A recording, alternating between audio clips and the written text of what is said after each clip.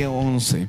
Nosotros cuando leíamos desde el versículo 28, son una palabra de aliento, de verdad y de esperanza para nuestras vidas. Y en este versículo trae todo lo que el Señor vino a hacer y a ofrecernos. Cuando dice: venid a mí todos los que estén trabajados y cargados, yo os haré descansar.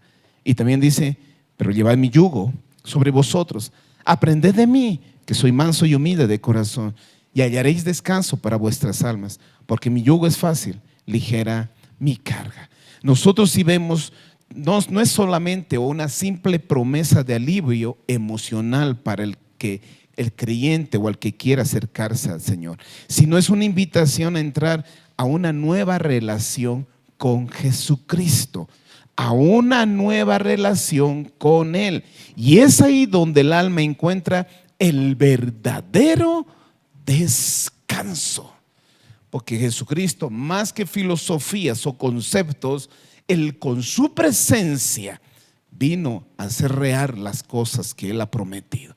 Por eso aquí nos dice: vengan a mí los que estén cansados y trabajados. Y dice: venid a mí. Ese es el evangelio. No dice: vengan a una simple religión o a una clase de iglesias. Dice: vengan a mí, vengan a mí. No busquen hombres, no busquen personas. Vengan a mí, dice el Señor. Porque ahí es la clave de todo el éxito, es la presencia de Jesucristo. Por eso dice: vengan a mí, porque únicamente Cristo puede satisfacer la necesidad más profunda del ser humano para cambiar nuestras vidas. No hay más, solo Jesucristo. Solo por eso nosotros predicamos a Jesucristo, oramos, clamamos y ayunamos para que Jesucristo, por medio del Espíritu Santo, haga la obra en nuestras vidas. Porque es Él, es Él. No es una simple iglesia, un simple concilio, es Jesucristo. Y Él dice: ven a mí todos los que estéis trabajados, dice. La palabra aquí en el contexto original habla de aquella persona que está en un agotamiento. Pero no solo habla de un agotamiento físico, no habla de un agotamiento que por solo los problemas, sí incluye los problemas, pero en el contexto original habla de qué, de aquella persona que ha entendido, está cansado, está así agotado. ¿Por qué? Por el pecado, por la culpa del pecado, por los fracasos de esta vida, por las preocupaciones que el mundo nos da, por el sufrimiento que el mundo nos ofrece, por las luchas espirituales que llevamos, incluso el intento de justificarse por nuestras propias obras. Vengan a mí todos los que estén cansados y cargados por la culpa, por el temor, por la ansiedad, por la condenación, por el orgullo, el pecado, la herida de los pasados. El Señor quiere librarnos y sanarnos de todo eso. Y aquel hombre que ha entendido todo esto, por eso dice: vengan a mí. Porque muchos aparentan estar bien por fuera, pero llevan cargas invisibles por dentro. Y Jesús, solo Él, sabe y conoce las cargas que nadie más ve en nuestras vidas. Por eso Él es capaz de decir: vengan a mí. Y Él dice: yo os haré descansar. No dice: les enseñaré a cómo descansar. Dice: yo os haré descansar. Aquí el descanso es un regalo de Cristo, que nos regala y descansa, nos da un descanso de qué? Sí, de nuestra culpa, de la culpa de la condenación y del pecado.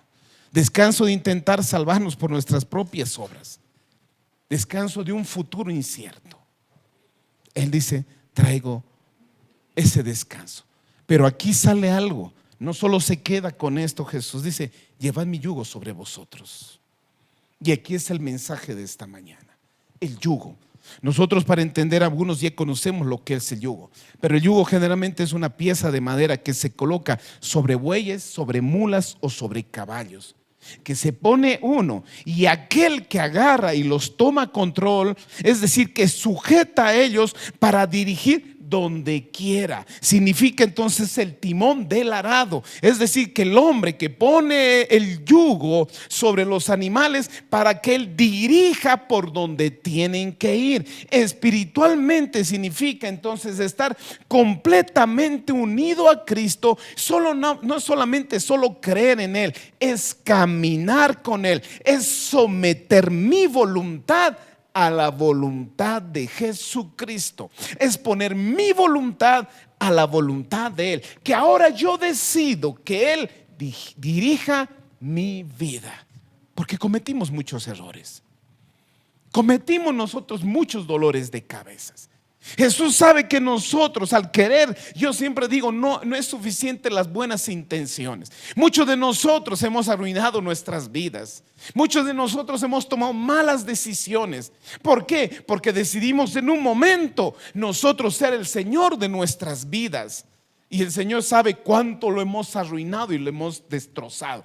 Por eso dice, ahora vengan a mí, pero aprendan ahora es otro estilo de vida y permitan que yo sea quien los dirija. Es interesante.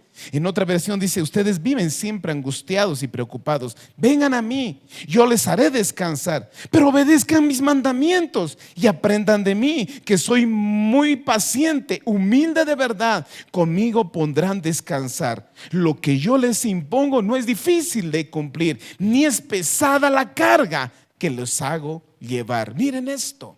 Él dice, aprendan esto también de mí. Aprendan que yo soy manso y humilde de corazón. La palabra aquí, para que nosotros podamos ser libres de toda angustia, de todo problema, para descansar, el verdadero descanso en Él, tengo que aprender entonces a que Él dirija mi vida, a que Él tome control de mi vida. Pero para eso el Señor dice, pero aprendan ¿de quién? De mí.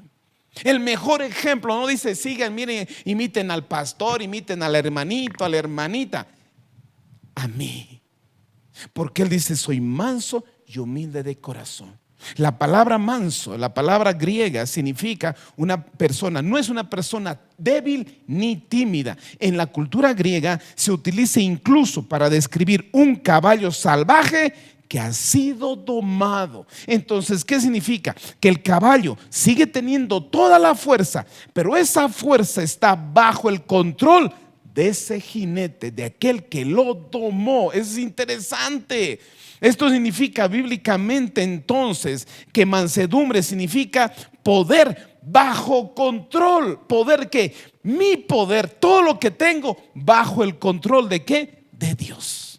Que todo lo que soy le estoy entregando a Dios. Por eso, manso no es el que no tiene fuerza, es el que ha entregado su fuerza, sus derechos y su voluntad. ¿A quién? A Jesús. Qué difícil es entender esto para un cristiano. Qué difícil es de aceptar eso. Por eso dice, ¿quieren ser libres? Yo les tengo el descanso. Pero aprendan de mí. Sigan mis caminos. Pero aprendan de mí que soy manso y humilde. Santo Dios. Jesús tenía el poder, y escuchen esto, porque decía yo soy manso.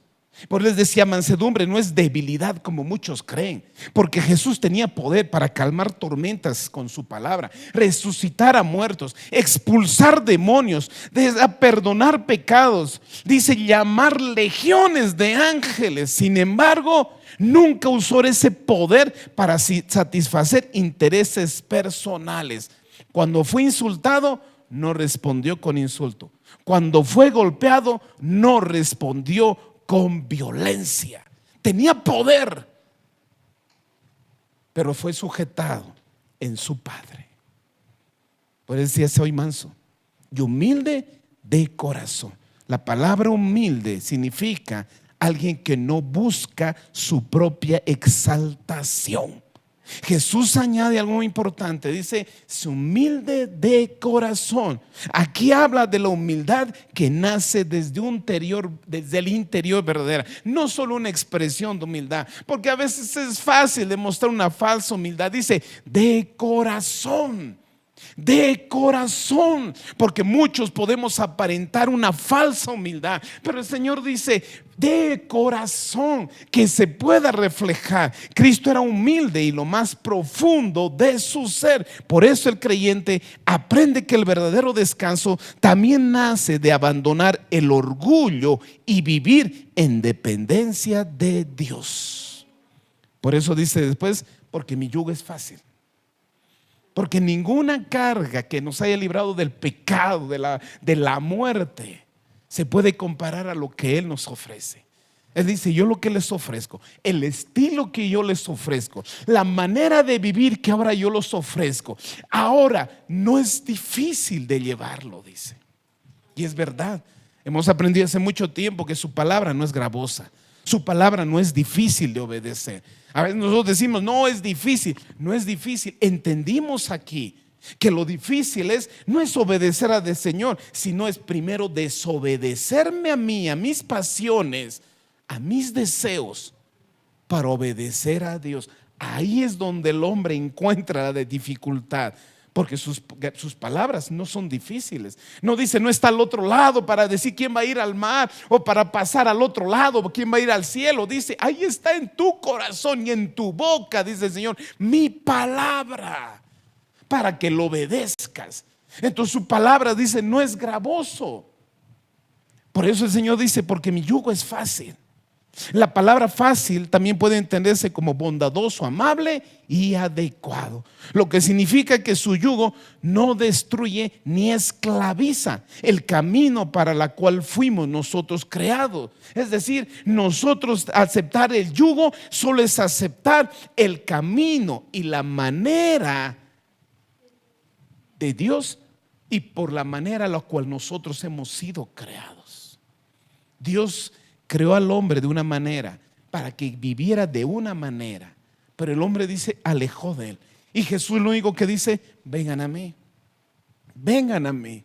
Y están cargados y cansados con muchas cosas, turbados con muchas cosas, más con la carga del pecado y la condenación que hay en nosotros.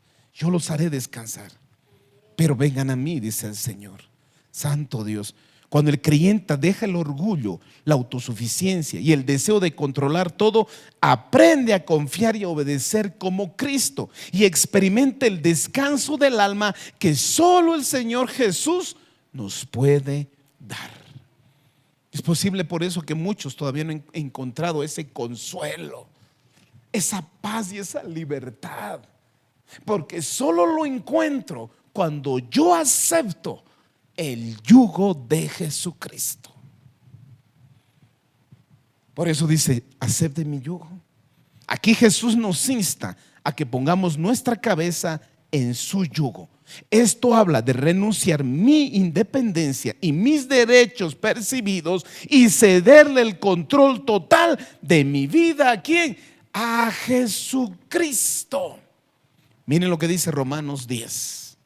Santo Dios. Romanos 10, del 9 al 11. Porque en Romanos mismo nos habla esto. En Romanos 10, 9 dice así: que si confesares, escuchen bien cada palabra, porque es necesario que pongamos atención a cada palabra y cada frase. Que si confesares con tu boca que Jesús es el Señor y creyeras en tu corazón que Dios lo levantó de los muertos, serás salvo. El 10, porque con el corazón se cree para justicia, pero con la boca se confiesa para salvación. Pues la Escritura dice, todo aquel que en él creyere no será avergonzado. Aquí lo que me llama la atención dice, si confesares con tu boca. La palabra confesar proviene del original y significa declarar abiertamente, reconocer públicamente, estar de acuerdo con esa verdad, poder afirmar con convicción lo que tengo en mi corazón, lo expreso con mi boca.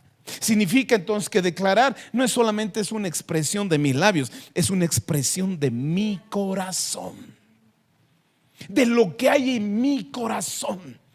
Porque es fácil decir Señor, Señor, y Jesús mismo decía: no todo el que diga Señor, Señor será salvo, sino el que hace la voluntad de mi Padre que está en el cielo. Cuando dice si confesamos con nuestra boca, esto es una confesión verdadera que nace del corazón. Solamente confieso lo que hay en mí, convicciones, lo que yo conozco y es real para mí.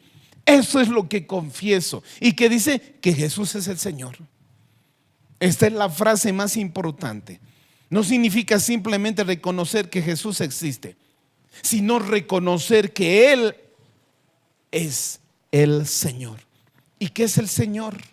En el original, la palabra Kyrios tiene un significado muy profundo que significa Señor, amo, dueño y soberano. ¿Señor qué? El Señor es el dueño, amo, gobernante, el supremo de autoridad. Y cuando dice amo, es la persona que tiene decisiones sobre otra. El dueño es alguien que tiene dominio sobre otra cosa. Y el soberano es quien ejerce o posee autoridad suprema sobre cualquier cosa. Cuando yo le digo Señor, tú eres Jesús, eres mi Señor, le estoy diciendo Jesús, tú eres ¿quién? Mi amo. Señor Jesús, tú eres mi dueño. Señor Jesús, tú eres ¿quién? Mi soberano. Eso cuando dices si confesares con tu boca. Es decir, es lo que creo, no solo la existencia de Jesús. Yo entiendo que Él es ahora ¿quién? Quien dirige mi vida. Lleven mi yugo. Pero aprendan que yo soy manso y humilde de corazón.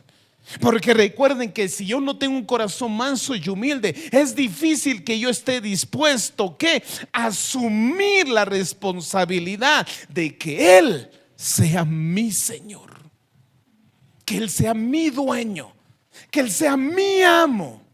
Porque antes de que yo venga y pueda testificar que Él sea mi Señor, yo hacía lo que bien me placía, yo vivía conforme lo que yo creía, yo vivía mi vida, yo era el dueño de mi vida. Pero al llegar a Cristo, al entender lo que Cristo ha hecho, yo reconozco ahora que Él es quien dirige mi vida. Porque Él tiene caminos perfectos para nosotros. Caminos de paz, caminos de salud, caminos de restauración. Todo lo que un tiempo hemos arruinado, Él está dispuesto a sanar y subsanar. Santo Dios. Por eso dice Jesús es el Señor. Era reconocer que Él posee autoridad absoluta sobre mí. Reconocer que comparte la dignidad y autoridad divina.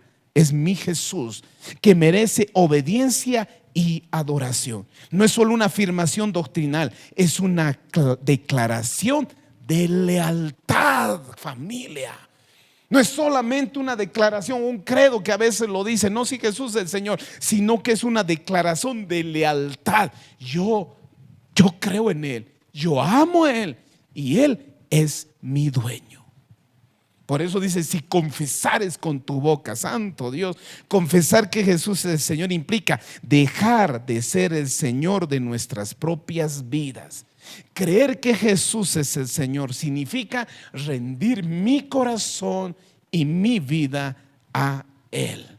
Miren lo que dice en 1 Corintios 6.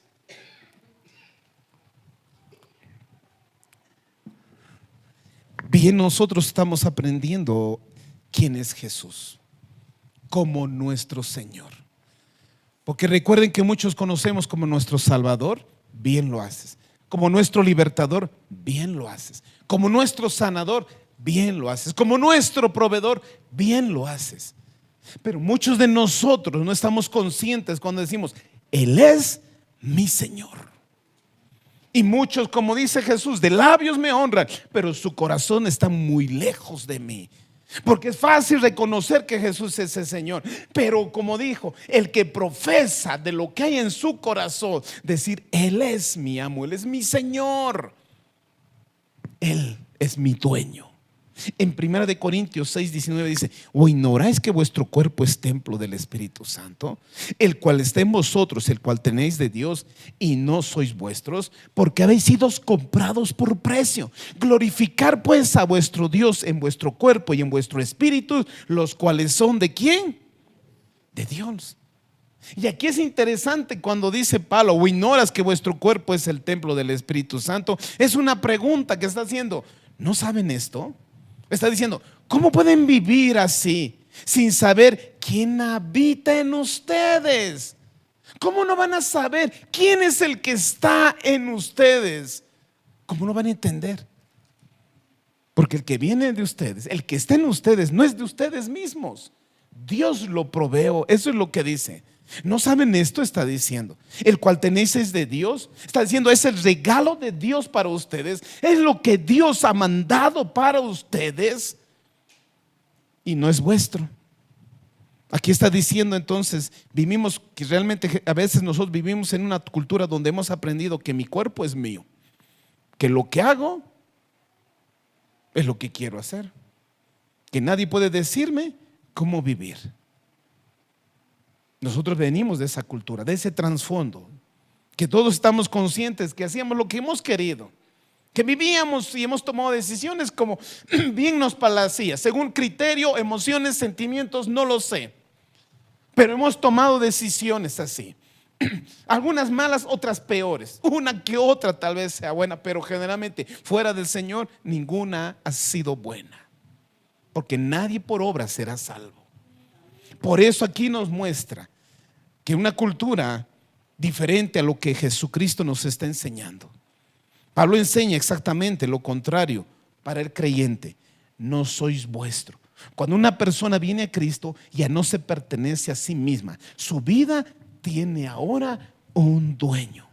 Porque dice: porque habéis sido comprados. Aquí Pablo utiliza un lenguaje que marca y es muy conocido en el contexto de los romanos, porque en ese contexto se vendía y se hacía tratos con esclavos. Y cuando él dice la palabra comprados, habla del acto de pagar un rescate. Cuando Pablo usa esa palabra, ellos en el contexto, ellos entendían es que Jesús vino y pagó una deuda, pagó algo para que nosotros seamos libres. Y vamos a aprender más rato de qué hemos sido libres y ahora cuál es nuestra situación. Por eso cuando dice hemos sido comprados, y en el contexto de Primera de Pedro también dice que hemos sido rescatados, y no con un precio de oro y plata, sino con la preciosa sangre ¿de quién? De Jesucristo. Aquí la salvación cambia por completo la identidad del creyente. Ya no somos dueños de nuestra vida, porque Cristo nos compró con el precio más alto, su propia sangre derramada en la cruz. Familia, eso es lo que estos versículos enseñan.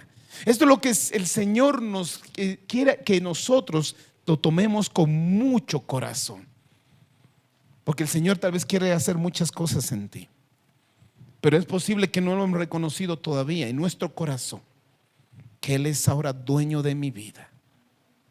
Es que es difícil, yo entiendo, dejar mi vida, lo que yo he formado, lo que yo he hecho, porque nosotros venimos de una manera del mundo, hechos, producidos por el mundo. Tal vez a alguno le gusta, le agrada como es, pero no a Dios. A Dios no le agrada nuestra personalidad cuando es pecaminosa. No le agrada actitudes o situaciones, no lo sé, detalles que para nosotros era agradable. Yo siempre les digo y cuento mi testimonio, porque es lo que más debo de dar a conocer, lo que era y lo que el Señor está haciendo en mí. Porque antes yo era seguro en el mundo. Yo creía que sabía las cosas, sabía vivir. Yo me creía que era el buen chango. Era el más cotizado entre amigos y compañeros, que era el más fiestero, que sabía vivir la vida. Pensé que era todo así como todos viven. Cuando llegué al Señor entendí que todo lo que hice y lo que hacía no le agradaba para nada, que no era conforme su santidad, su justicia y su verdad, que nada lo que yo creía y lo que valoraba le agradaba a Él. Encontré una realidad. Por eso el Señor dice: vengan a mí, yo los haré descansar. Pero lleven mi yugo, lleven mi yugo y aprendan de mí, que soy manso y humilde de corazón, y así habrá libertad para sus almas. Solo así ahora podré aprender conforme la voluntad de Dios, haciendo la voluntad de Dios. Yo aprendo ahora a tomar decisiones correctas.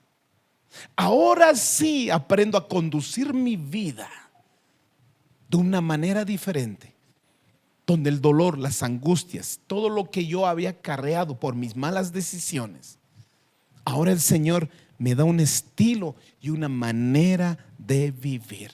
Miren lo que dice en Romanos 14.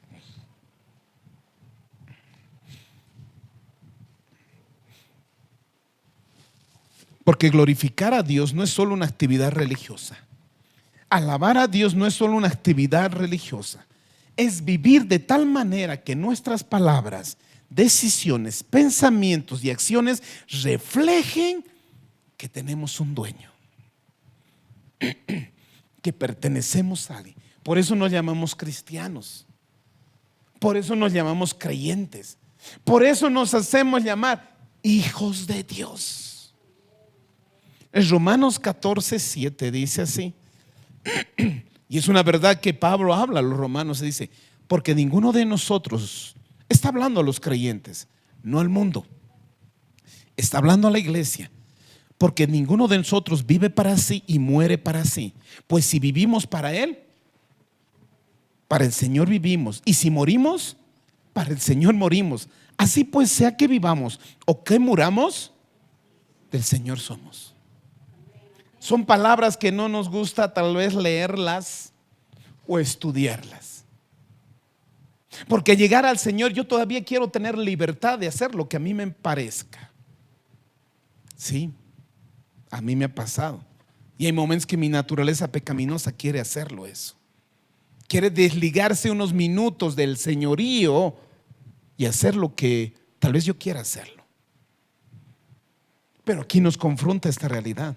Pablo enseña que la relación con Cristo no ocupa solo una parte de nuestra vida, sino que abarca toda nuestra existencia.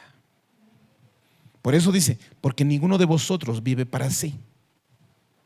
Santo Dios, otra vez aquí va en contra de una cultura que hemos aprendido. Porque la cultura nos ha enseñado: vive para ti, haz lo que te haga feliz, eres dueño absoluto de tu vida. ¿No escuchan eso? Sí. Y hemos aprendido, y muy bien hemos aprendido a hacer. Yo hago lo que yo quiero. Y el mundo te enseña a hacer eso. Pero Pablo dice exactamente lo contrario. El creyente ya no vive para satisfacer su propio ego, sino para glorificar a Cristo. No significa que pierde su propósito, sino que ahora el propósito de su vida ha cambiado. Que el fin y el propósito de mi vida es otro. Antes de conocer a Cristo, era el centro era mi yo. Yo y yo. Pero cuando conozco y llego a Cristo, si realmente he experimentado verdaderamente a Cristo, pues el centro de mi vida es Cristo. Cristo. Por eso un creyente, un cristiano, vive una vida cristocéntrica, ya no egocéntrica. Que está de moda el egocentrismo, el narcisismo. Está de moda muy fuerte, y más en la iglesia también se entra esa filosofía del narcisista, del egocentrista. Santo Dios. Pero recuerdan que Pablo mismo hablaba en Gálatas, decía: con Cristo estoy juntamente crucificado, ya no vivo yo, mas vive Cristo en mí. Por eso aquí nosotros entendemos qué significa vivir en el Señor. Vivir para el Señor significa que cada área de nuestra vida está bajo su autoridad.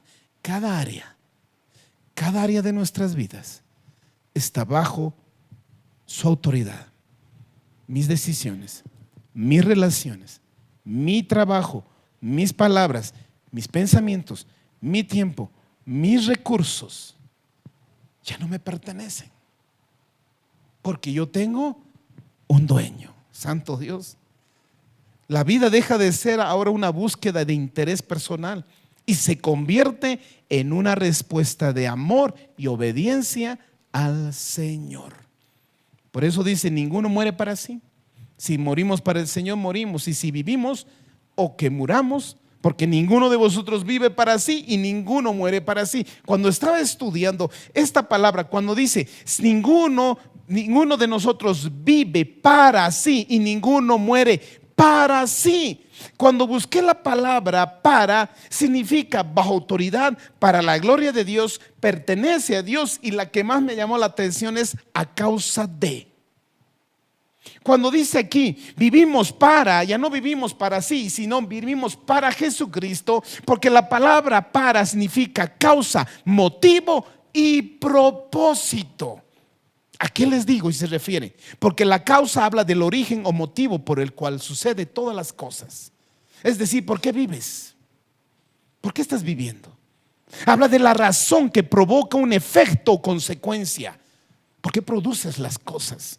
El término también se utiliza para referirse a una idea por la cual se lucha.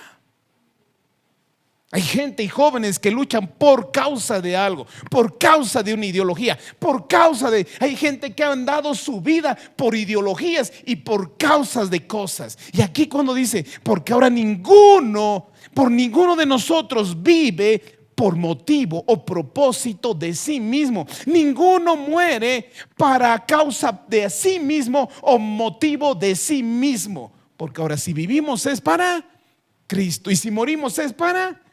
Es decir, toda mi causa y motivo y propósito es ¿quién? Pastor, qué fanáticos son los cristianos. Porque el que no quiere aceptar esto, esa es la palabra que sale de sus labios. Son muy fanáticos. Son muy extremistas. Pero la palabra es clara. Yo solo enseño, familia. Yo solo enseño la palabra. Cada uno es responsable de cómo tomar la enseñanza. Pero yo sé que el Señor quiere lo mejor para ustedes. Y Él quiere que ustedes lo asuman con toda responsabilidad, la palabra del Señor. Amén. Ahí podemos preguntarnos, ¿Jesucristo es la causa por el que vivo, por lo que muero? ¿Es la razón por lo que hago todo? ¿Es mi lucha por la que por cada día me levanto por las mañanas? ¿Él es mi Señor? Cristo es el Señor absoluto de quienes le pertenecen. Cuando Jesús toca la puerta de nuestro corazón, como dice en Apocalipsis, cuando yo toco, y el que me oye y el que me abre, yo entraré en él y cenaré con él y él conmigo. Nosotros le recibimos con alegría, dándonos cuenta que la ausencia de Cristo en nuestra vida había sido la razón por la cual se había sentido vacío toda nuestra vida. Y es verdad. Cuando Él viene, hay propósitos, hay una esperanza, hay gozo, hay vida. Y Jesucristo trae todo eso, claro que sí. Pero también acompañado con todo aquello hermoso y bendecido, también viene ¿qué? Su señorío. Porque al abrirle la puerta de mi vida, le estoy diciendo, ahora tú eres el dueño de todo. Entra en mi vida y entra a todas las áreas que hay en mí. Porque en nuestras vidas nos hace entender que hay muchas áreas. Es como entrar a una casa y hay muchos cuartos. Yo siempre digo esto cuando hablo del señorío. Es como entrar, alguien va a tu casa, es como tu casa, vas y el Señor Jesús entra a mi casa. Y ahí podemos ver dos personas. Una que dice, Señor, estoy alegre de tenerte en mi casa. Ahí está el cuarto de huéspedes. Y tú puedes tener toda libertad, como alguien dice, no, mi casa es tu casa. Puedes entrar a la cocina, al baño, donde quieras. Pero obviamente, aunque una visitante le digas, tu casa es mi casa, sabe que es limitado. Él no puede entrar cualquier rato a tu cuartito. No puede hacerlo, porque es visita. Y hay muchos que hacen eso con Cristo. Señor, entras a mis áreas, porque el hombre está formado por muchas áreas: gustos, hobbies, amistades, deseos, sentimientos, religión, futuro, diversión, familia, finanzas, matrimonio, trabajo, carácter, deseos, sueños, aún el sexo. Y cuando le digo: Señor Jesús, entra a mi vida, entra, sí, ahí está tu cuartito, Señor, qué lindo es tenerte, qué bueno es tenerte. Pero ahí nomás estás. Pero aquel que ha entendido le dice: Señor, entra a mi vida, entra a mi vida, entra a mi casa y toma la llave de todos los cuartos y entra a todas las áreas que tú quieras. Y si tú sabes que eres el perito arquitecto, que hay áreas que hay que cambiarlas, transformarlas, porque tú eres el dueño, ya no eres visita. Porque hay muchos cristianos que tienen a Jesucristo como visitante, pero no el dueño de nuestras vidas. Eso duele. Eso duele, familia. Por eso dice: de nombre me dicen, de labios me dicen Señor, Señor, pero su corazón está muy lejos. No todo el que me diga Señor, Señor entrará al reino de los cielos. Jesús fue enfático en su palabra y en su verdad. Por eso nos demuestra realmente, hasta ahora, ¿le he entregado todas las áreas de mi vida a Jesús? ¿Cuáles son las áreas que no has entregado? Es posible que le has entregado las áreas de la religión. Claro, Señor, ahora tú eres mi único Dios y Señor. Pero Señor, en mis áreas de mis hobbies no te metas. En mis amistades, Señor, yo sé muy bien. Yo sé, no te metas en mis amistades. No toques mis sentimientos, Señor. Yo sé moverlas bien. No lo sé. Tal vez no las decimos con las palabras, pero con nuestras decisiones le decimos: Señor, no te metas con mi carácter, así soy, así me gusta ser. No te metas. No te metas con mis sueños, Señor. Está bien, te voy a dar mis hobbies, pero no con mis sueños. Te voy a dar, Señor, mis gustos, está, pero Señor, mi carácter no lo toques. Es el Señor de tu vida. Por eso dice: si confesamos.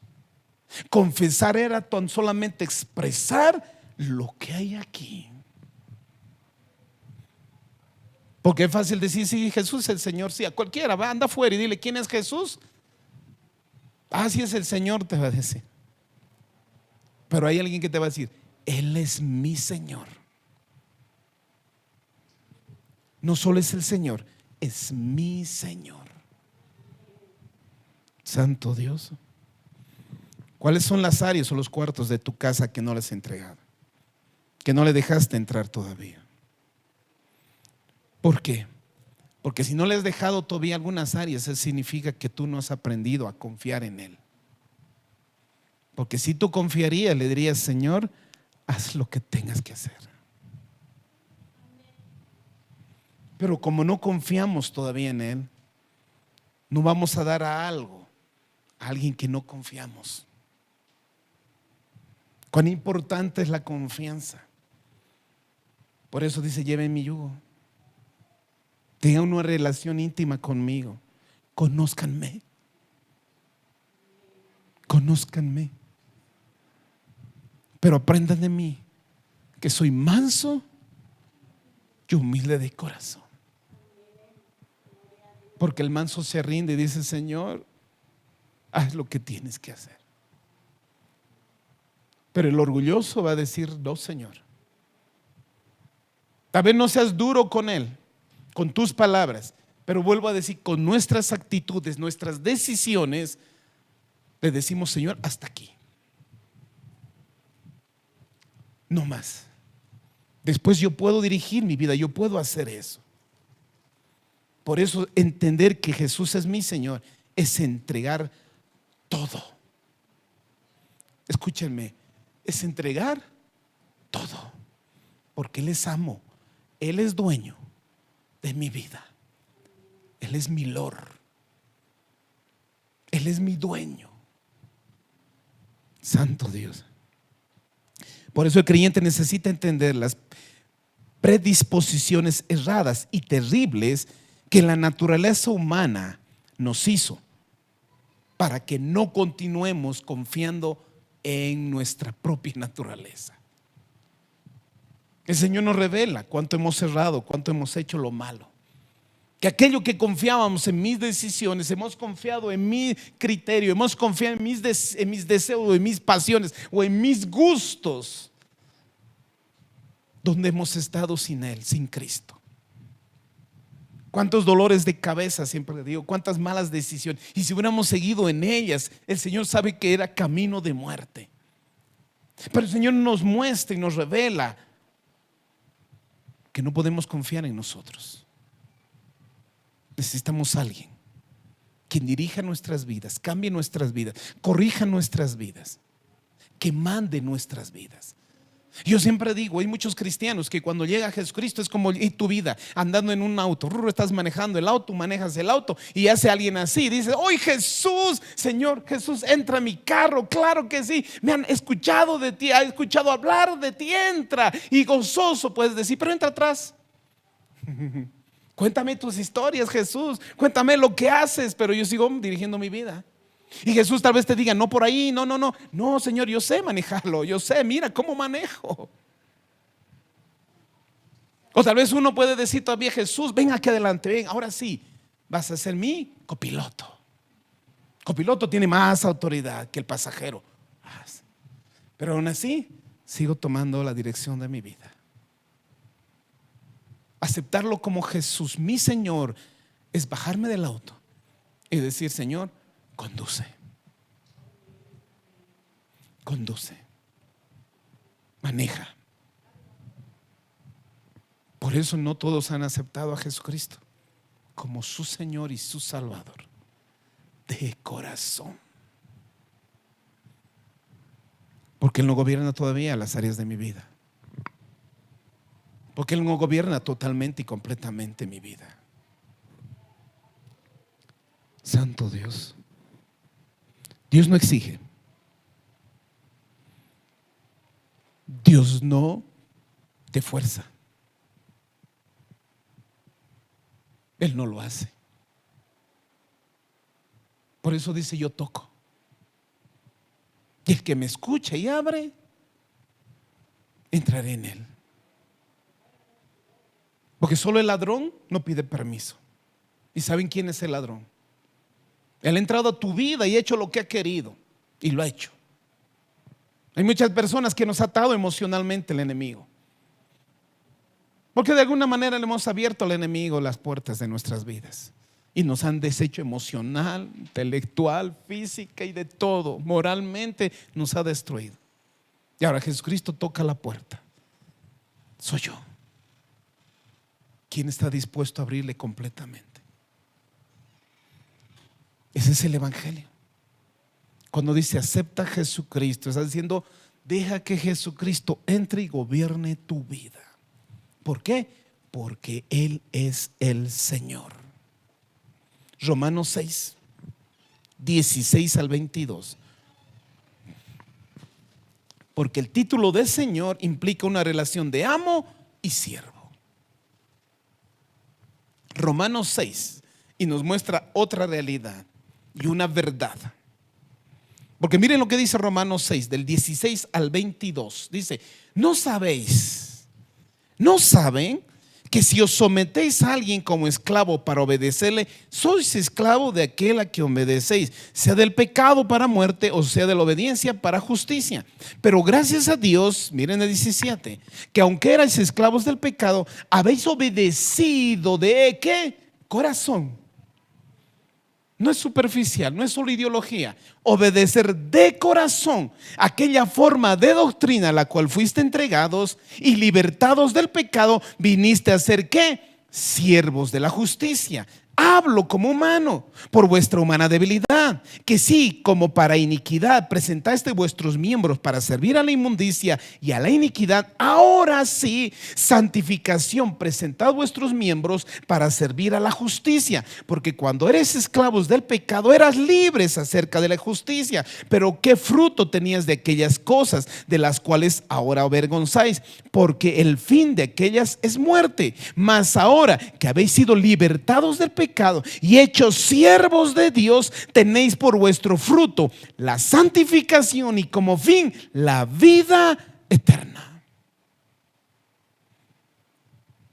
Por obedecer hay santidad y la santidad produce la vida eterna. Santo Dios, santo Dios. Este es su argumento, gira alrededor de una imagen que los habitantes del Imperio Romano entendían muy bien: la esclavitud. Otra vez vuelvo a decir, cuando hablaba de esclavitud, los romanos entendían bien perfectamente. Por eso a la iglesia de Romanos, cuando habla, sabían cuando hablaban de esclavitud. Eran esclavos del pecado.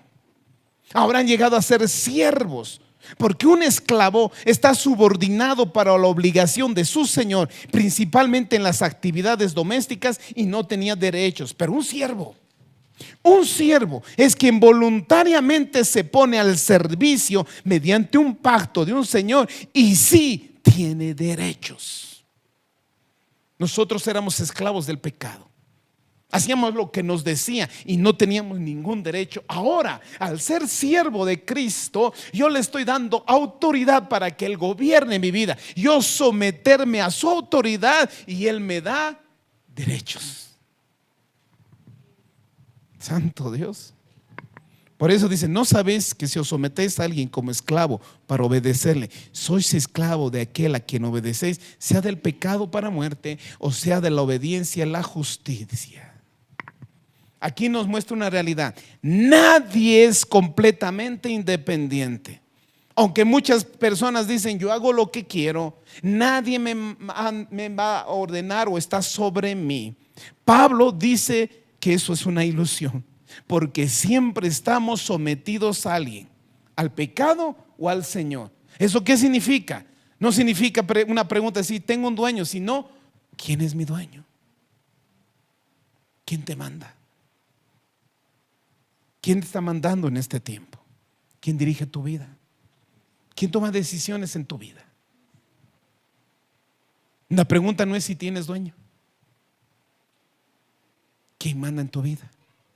Porque Pablo dice: hemos sido esclavos, queriendo o no queriendo. Nadie puede decir: yo ni con Dios ni con el diablo estoy tranquilo. No hay eso. Es una ilusión, dice. Todos nos sometemos a quien queremos, al pecado o a la verdad que trae libertad. Y esa es la pregunta: ¿quién es tu Señor? Porque la obediencia revela, aquí nos dice, quién gobierna nuestro corazón. Esta verdad nos muestra a quién realmente gobierna nuestro corazón. Santo Dios.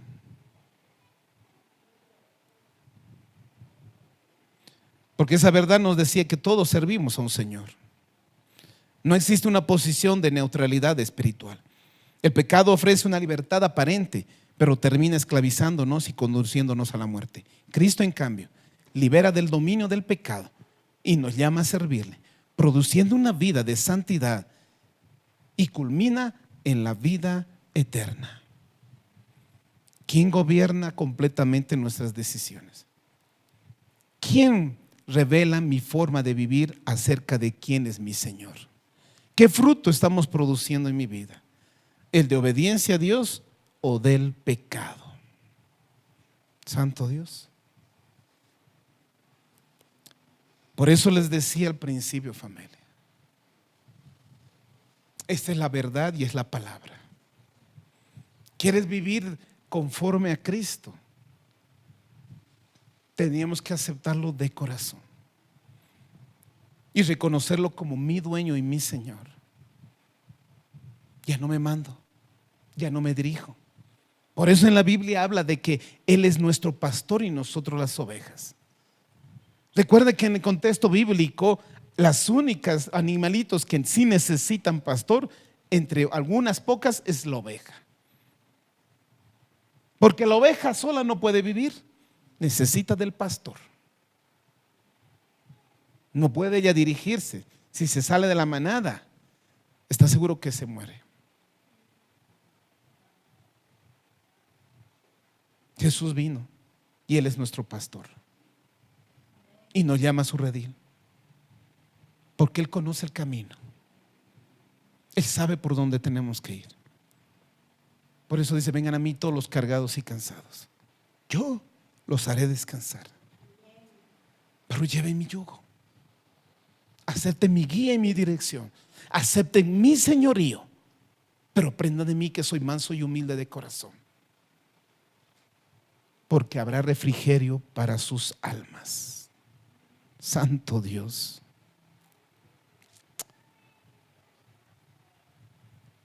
Para ir concluyendo, Romanos 19.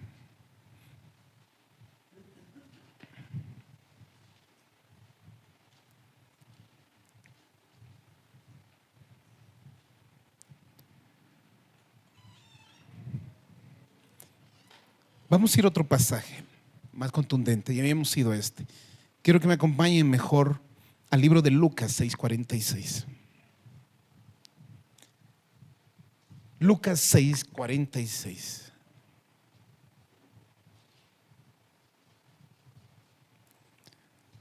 Porque Jesús mismo expresa y dice esto: ¿por qué me llamas Señor, Señor, y no hacéis lo que yo te digo? Creo que con esta frase resume todo lo que les estoy enseñando. Porque alguien vino y parece que le dijo: Señor, Señor. Pero Jesús sabía que aquel que se dirigía estaba muy lejos en su corazón de hacer lo que Jesús hacía. Por eso Jesús puede encontrar muchas personas que le digan Señor. Muchas personas que pueden testificar que Él es el Señor. Que muchos se pueden atravesar y decir: Él es, sí, Él es Señor. Pero no es suficiente. Aquí nos muestra, porque el Señor dice: ¿por qué me llamas? Jesús comienza con una pregunta que revela una contradicción. En otras palabras, está diciendo: ¿cómo puedes decir que soy el Señor si no vives bajo mi autoridad? ¿Cómo puedes decir que yo soy tu Señor si tú no estás dispuesto a vivir bajo mi autoridad? La pregunta no condena el uso de su título del Señor, condena la incoherencia entre lo que se dice a lo que se vive. Porque Él no está discutiendo su título, está discutiendo tu actitud ante su título. Él es el Señor. Y tú vives conforme a eso, porque Señor significa amo, que Él tiene todo el derecho de nuestras vidas, de dirigir y de hacerlas. Santo Dios. Si usted no tiene el deseo de vivir mediante la palabra de Dios, si usted puede pecar a la ligera sin remordimiento, sin ninguna compulsión de corazón o convicción, y seguir su camino feliz haciendo de un lado los mandamientos de Dios, usted necesita ser salvo, porque no está aceptando el señorío de Jesucristo en su corazón. Solo está viviendo una religión falsa. Solo está viviendo una vida religiosa que no te sirve y no te lleva a nada. Los fariseos conocían muy bien el camino. Se sentaban en la cátedra de Moisés. Pero cuando Jesús vino, nunca lo aceptaron como su Señor y su Salvador. Santo Dios. Por eso dice, el que dice yo lo conozco y no guarda sus mandamientos, el tal es mentiroso y la verdad no está en él. El que dice yo lo conozco y no guarda sus mandamientos, el tal es mentiroso y la verdad no está en él.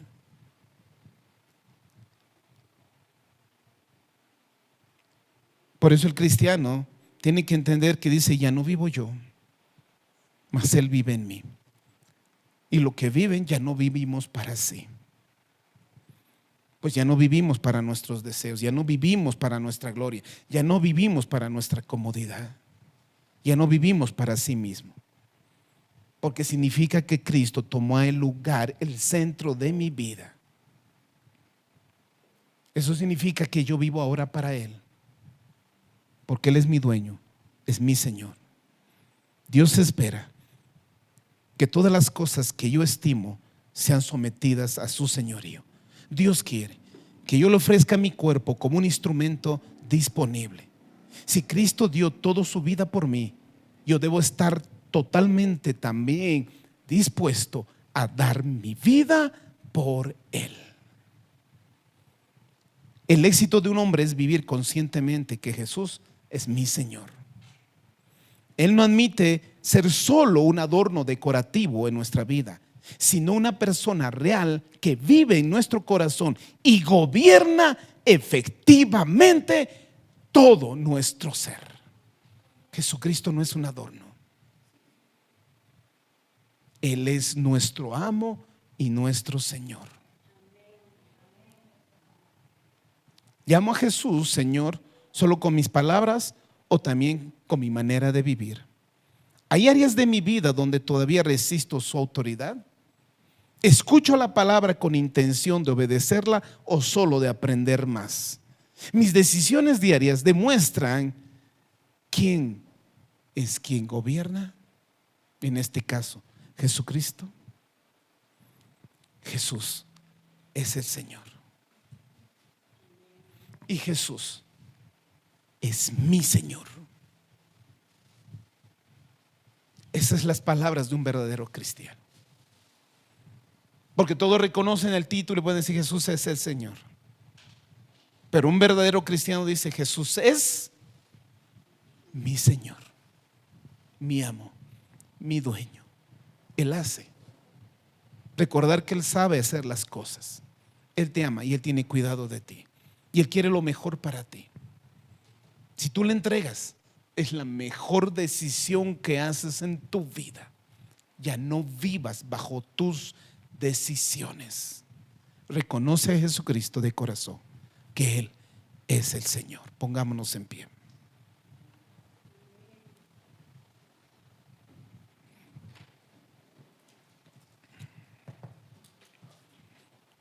No hay otra manera de vivir en esta vida, familia. Esto es lo que muchos entienden, pero pocos lo hacen. En muchas iglesias se predica del señorío de Jesús.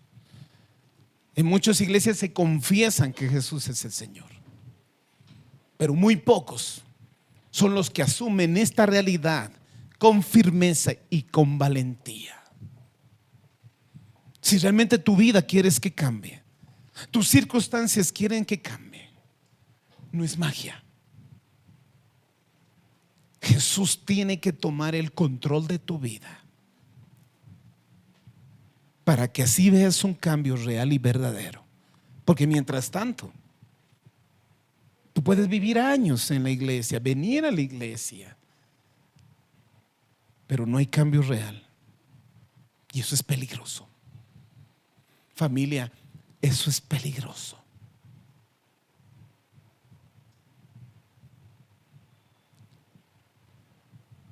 Tú al decir que sos cristiano, creyente, ¿lo dices solo de labios o también lo demuestras con tu manera de vivir y con tus decisiones diarias? Que Jesús es tu Señor, es tu amo, es tu dueño.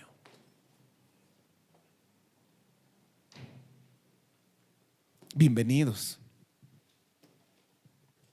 a la familia de Cristo. Esta es la verdad y esta es la realidad. Quiero que cierres tus ojitos. Yo sé que el Señor ha hablado a todos. Yo sé el Señor que ha confrontado a muchos. Tal vez en un tiempo de tu vida tú le permitiste entrar a las áreas, a todas las áreas de tu vida. Pero hay un momento que el cristiano y la naturaleza antigua la naturaleza vieja, la naturaleza pecaminosa, quiere tomar control otra vez de las áreas de nuestras vidas. Tal vez le entregaste al Señor las áreas de tus amigos, pero después de un tiempo otra vez volviste a buscar esas amistades que no te llevan por ningún lado.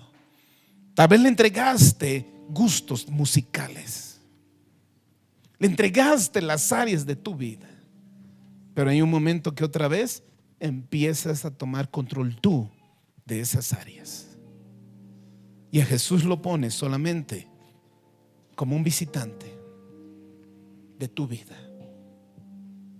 Y al final puede ser solo eso.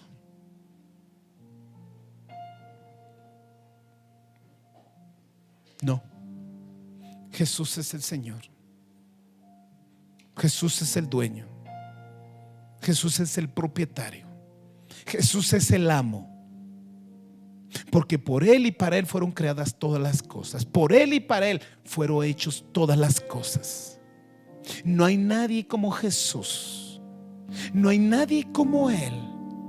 Él tiene autoridad sobre la naturaleza, sobre lo espiritual, sobre todas las cosas. Porque Él es el Señor. Jesús es su nombre. Quiero que cierres tus ojitos. Tal vez tengas que ponerte a cuentas con Él. Decirle: Señor, wow, tal vez no había entendido esta manera que es ser Señor. Tal vez he descuidado esta área de mi vida. Tal vez en un tiempo sí te tomé como mi Señor de mi vida. Te entregué todo, pero después te reclamé muchas cosas. O tal vez nunca te pedí que seas mi Señor. Nunca había entregado mi vida a ti. Nunca había entregado todo mi ser. Pero hoy entendí que tú eres mi amo, tú eres mi dueño, tú eres mi Señor. Tú me compraste. Ya no me pertenezco. Ya no vivo para mí. Tú eres mi causa de vida. Tú eres el motivo. Tú eres el propósito de mi vida. Perdóname, Señor. Perdóname, Jesús. Si realmente tú quieres entregar tu vida, ¿por qué no haces esta oración una vez más conmigo? Señor Jesús, aquí estoy. He escuchado tu palabra, he escuchado la verdad, y hoy te abro la puerta de mi corazón y te pido: entra en mí, entra en mi vida. Cámbiame, transfórmame, hazme la persona que tú quieres que yo sea. Te entrego mi vida en tu señorío. Pero Señor Jesús, ayúdame. Ayúdame con mi orgullo. Ayúdame con mi arrogancia. Ayúdame con la dureza de corazón, para que tú gobiernes con autoridad, para que seas el amo y el dueño de mi vida completamente. Ayúdanos, Dios. Ayúdanos, Dios.